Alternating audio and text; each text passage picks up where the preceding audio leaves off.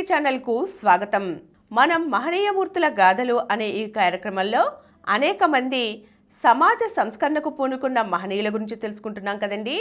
ఈరోజు ప్రముఖ హేతువాది నాస్తికులు పెరియార్ రామస్వామి గారి గురించి తెలుసుకుందాం. పెరియార్ రామస్వామి గొప్ప హేతువాది, శాస్త్రీయ ఆలోచనాపరుడు. అతని శాస్త్రీయ ఆలోచన అతన్ని పక్కా నాస్తికునిగా చేసింది. మతాన్ని ఆయన తీవ్రంగా ద్వేషించారు. మత దోపిడీ నుండి జనాన్ని మేల్కొల్పి వారి అజ్ఞానాన్ని తొలగించాలని జీవితాంతం కృషి చేశారు. మనుషులంతా సమానమన్నారు. స్వేచ్ఛ, సమానత్వం, సౌభ్రాతృత్వం ప్రతి ఒక్కరి జన్మ హక్కని నినదించారు. పెరియార్ మహిళా విమోచన కోరుకున్నారు. స్త్రీ జనోద్ధరణ కోసం విశేష కృషి చేశారు. తమిళ భాషలో పెరియార్ అంటే గొప్ప వ్యక్తి అని అర్థం.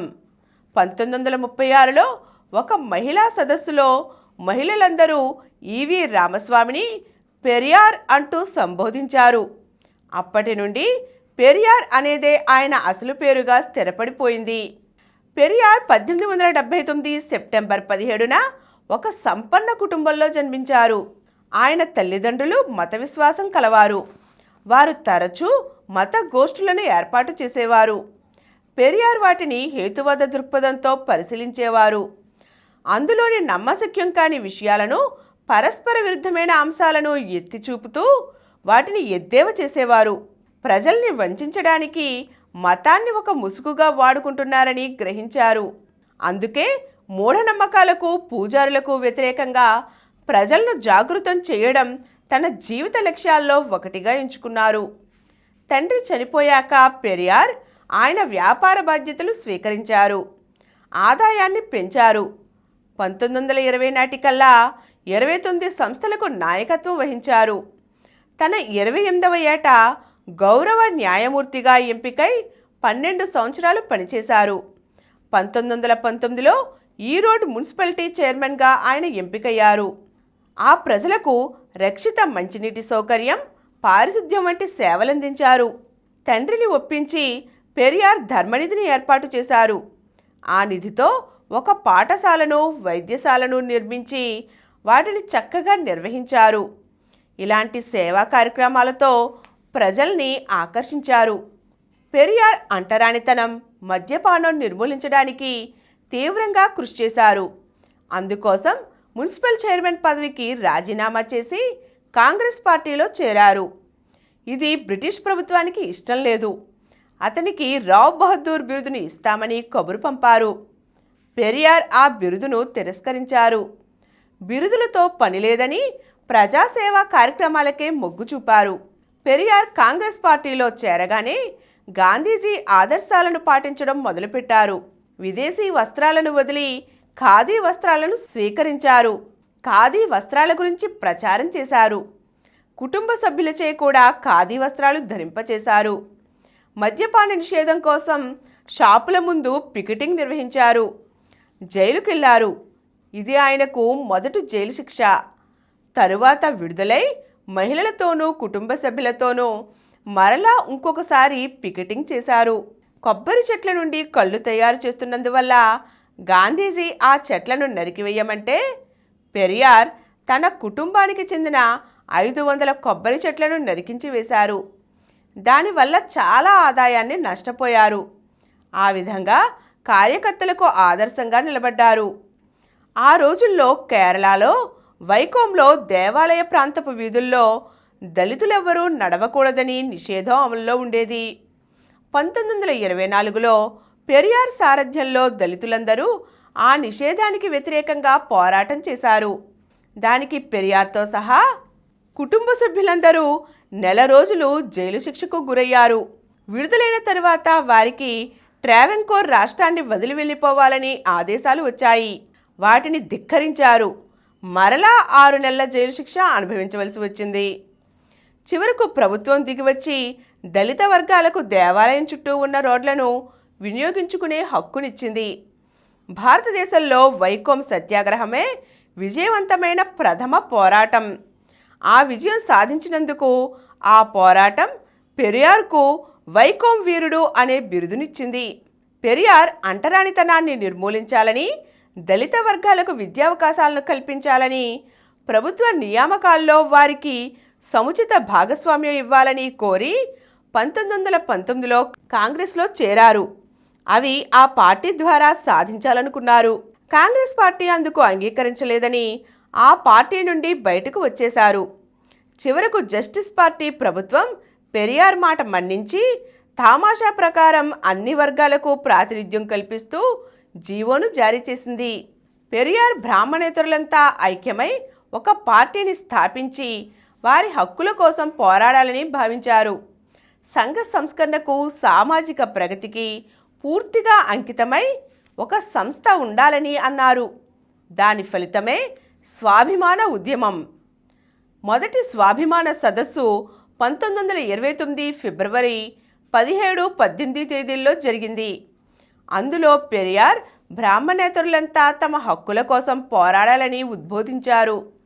కుల విభేదాలను, అంటరానితనాన్ని నిర్మూలించాలని, దేవాలయాల్లో పూజ కోసం ఎలాంటి డబ్బు వెచ్చించకూడదని, పూజారులు అవసరం లేకుండా పూజలు చేసుకోవచ్చునని ఆ సదస్సు పిలుపునిచ్చింది. 1930 సదస్సులో మతం లేదా దేవుని పేరిట జరుగుతున్న దోపిడీని అరికట్టాలని పిలుపునిచ్చారు. పుట్టుక, వివాహం, చావు వంటి ముఖ్య సందర్భాలలో ఎలాంటి ఆచారాలను నిర్వహించకూడదని వివరించారు. ఎవరికీ తెలియని భాషలో మంత్రాలను ఉచ్చరించే పూజార్లను నియమించుకోరాదన్నారు. జస్టిస్ పార్టీలోని అధికార కాముకులను వదిలించుకోవడానికి ఆ పార్టీని ద్రవిడార్ కజగన్గా మారుస్తూ 1944లో తీర్మానించారు. బ్రాహ్మణేతరుల్లో చదువురాని వాళ్లను చైతన్యవంతుల్ని చేసేందుకు తాను మరణించే వరకు పెరియార్ కృషి చేశారు. పెరియార్ 1973 డిసెంబర్ 24న తన 95వ ఏట మరణించారు. 1970లో యునెస్కో ఆయనను అభినందన పత్రంతో సన్మానించింది. అందులో అతనిని ఆసియా ఖండపు సోక్రటీస్ అని, అర్ధరహిత ఆచార సాంప్రదాయాలకు బద్ధశత్రువని, నూతన యుగ ప్రదాత అని కీర్తించింది.